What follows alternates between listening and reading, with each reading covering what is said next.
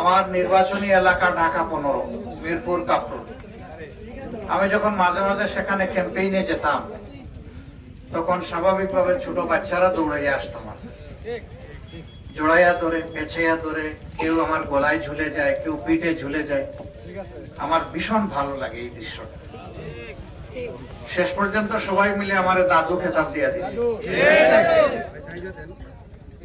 এইরকম একদিন আমি যখন ক্যাম্পেইন করছি, তখন পাশে বেশ কয়েকটা রিক্সা সারি সারি দাঁড়ানো,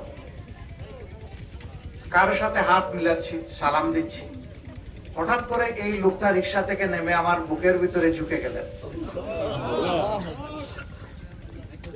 আমিও তাকে অনেকক্ষণ জড়ায় ধরে রেখে দিলাম।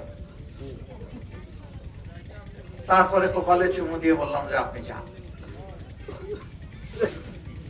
হঠাৎ করে আমি শুনলাম যে তিনি বাড়িতে এসেছিলেন ওই সময় নির্বাচনী ক্যাম্পেইনে অংশগ্রহণ করতে। নিজের হাতে এই ব্যানারটা উনি লাগাইছে, ওই যে দেখা যাচ্ছে। এর মাঝে আল্লাহ তাআলা তাকে নিয়ে গেছেন হার্ট স্ট্রোক করে। 5 মাস আগে আমারও বাইপাস সার্জারি হয়ে গেছে। আমি একটা বক্তব্য রাখতে গিয়ে সরোয়ার্দী উদ্যানে হঠাৎ করে আমি জ্ঞান হারিয়ে পড়ে গেছিলাম। দ্বিতীয়বার উঠলাম, আবার পড়ে গেলাম। তৃতীয়বার বসেই অল্প 7 মিনিট কথা বলার আল্লাহ আমাকে সুযোগ দিয়েছেন। এই যে লোকটা হঠাৎ করে কেন আমার বুকের ভিতরে ঢুকলেন, এখন বুঝতে পারছি। আমি 2 শ্রেণীর মানুষের সাথে মিশে দারুণ আনন্দ পাই। একটা হচ্ছে ছোট বাচ্চারা, এরা মাসুম, এরা বেগুনাহ। এরা কাছে আসলে মনে হয় কিছু ফেরেশতার সাথে আমি আছি।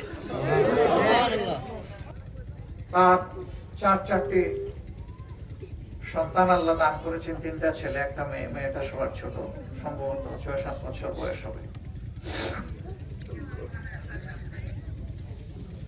তিনি এতদিন এই পরিবারের অভিভাবক ছিলেন। মহান রব্বে কারিমের দরবারে দোয়া করি তিনি নিজেই, আল্লাহ নিজেই যেন এই পরিবারের এখন অভিভাবক। আর আমি, তার পরিবার আমাকে কৃতজ্ঞ করেছেন। তাদের সাথে আমি 2টা কথা বলার সুযোগ পেয়েছি। আমি ওই ছোট বাচ্চাটা, যার বয়স 7 বছর, মেয়েটা, ও ইনশাআল্লাহ লেখাপড়া করবে যেমন লেখাপড়া করে আমার নাতি নাতনিরা। ও বড় হবে, ওর বিয়ে হবে, এই সময়টা পর্যন্ত ইনশাআল্লাহ আমি পরিবারের সদস্য, যদি আল্লাহ আমাকে হায়াত দেন।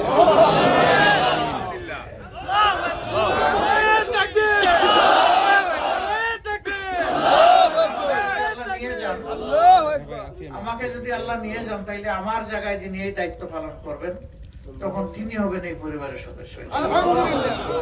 কারণ আমরা কে কোন সময় চলে যাই তার কোনো ঠিক ঠিকানা নাই। ওই সেদিনই তো 19 জুলাই তো আমার চলে যাওয়ার কথা ছিল। এইরকম বহু মানুষ বক্তৃতা দিতে দিতে পড়ে যায়, চলে যায়। এরপরে গোসল দিয়ে সাদা পোশাক পরে দেওয়া হয়, আর এরপরে বলা হয় বিসমিল্লাহি আলা মিল্লাতি রাসূল। আমার জন্য দোয়া করবেন, যে প্রত্যাশা এই পরিবারের ব্যাপারে রাখলাম, আল্লাহ যেন এটা পূরণ করার তৌফিক আমাকে দান করেন। এখানে আসলে আমাকে আর মেহমান বলবেন না, যেহেতু আমি পরিবারের সদস্য হওয়ার সুযোগ পেয়েছি। আমি আপনাদের মতোই এক গ্রামবাসী। আমি কোনো বড় লোকের ঘরে জন্ম নেইনি। আমার আল্লাহর মেহেরবানি, আমি এক কৃষকের সন্তান। সুতরাং সাধারণ মানুষকে আমি অন্তরে শ্রদ্ধার সাথে ধারণ করি। যদি কৃষক শ্রমিকদেরকে আমি শ্রদ্ধার সাথে ধারণ না করি, আমার বাবাকে আমার অপমান করা হবে। যেহেতু আমার বাবাকে আমি সম্মান করি, কাজেই আপামৌ এই মানুষ, সাধারণ, অতি সাধারণ মানুষ, তাদেরকে সম্মান করা আমার ইমানের অংশ, আমার নৈতিক দায়িত্ব। আল্লাহ যেন এই অনুভূতিটা আমার যতদিন হায়াতে জিন্দেগিতে রাখবেন, আল্লাহ মধ্যে যেন আল্লাহ রাখেন। আল্লাহ তাআলা এলাকার বাসীর প্রতি রহম করুন, শান্তির ফয়সালা নাযিল করুন।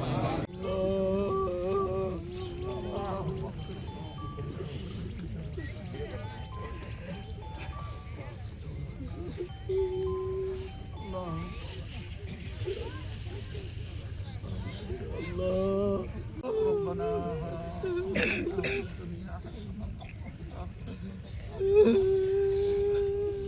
اللهم اجرنا من النار.